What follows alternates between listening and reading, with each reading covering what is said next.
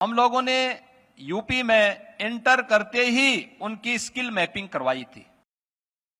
इसकी चिंता थी कि इन लोगों का क्या होगा।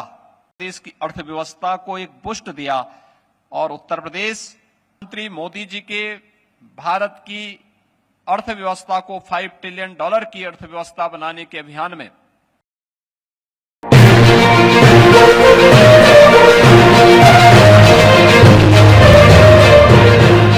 सीएम योगी आदित्यनाथ ने यूपी इंटरनेशनल ट्रेड शो 2024 के उद्घाटन समारोह को किया संबोधित। मुख्यमंत्री योगी आदित्यनाथ ने कहा कि देश की सबसे बड़ी आबादी के साथ ही उत्तर प्रदेश एमएसएमई की सर्वाधिक यूनिट रखने वाला भी राज्य है।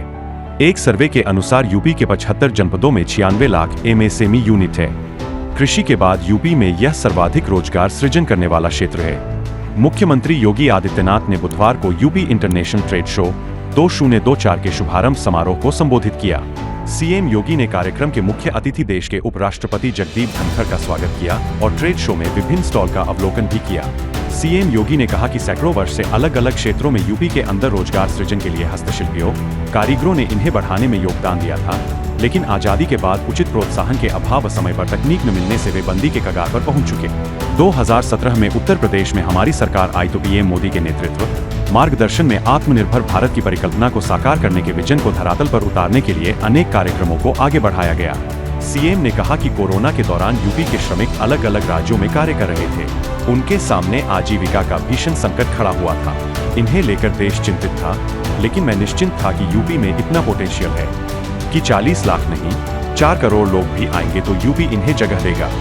मुझे याद है जब उत्तर प्रदेश देश और दुनिया इस सदी की सबसे बड़ी महामारी को कोविड-19 से जूझ रहा था, उस समय उत्तर प्रदेश के अंदर उत्तर प्रदेश के जो कारीगर, जो श्रमिक देश के अलग अलग राज्यों में कार्य कर रहे थे, उनके सामने भीषण आजीविका का संकट खड़ा हुआ था। पूरे देश की चिंता थी कि इन लोगों का क्या होगा, लेकिन मैं निश्चिंत था। मैंने कहा यूपी में इतना पोटेंशियल है, ये 40 लाख नहीं बल्कि 4 करोड़ भी आएंगे, यूपी इन सबको अपने यहाँ जगह देगा। सीएम योगी ने कहा कि यूपी केवल एमएसएमई के बेहतरीन बेस बल्कि बेहतरीन इंफ्रास्ट्रक्चर के लिए भी जाना जा रहा है। वर्तमान में यूपी में 6 एक्सप्रेसवे कार्य कर रहे हैं, 7 पर कार्य चल रहा है। प्रदेश में 11 एयरपोर्ट कार्यरत है, 10 पर कार्य चल रहा है। 4 अंतर्राष्ट्रीय एयरपोर्ट क्रियाशील है, जबकि देश के सबसे बड़े नोएडा इंटरनेशनल एयरपोर्ट जेवर को इस वर्ष तक बनाने का लक्ष्य है।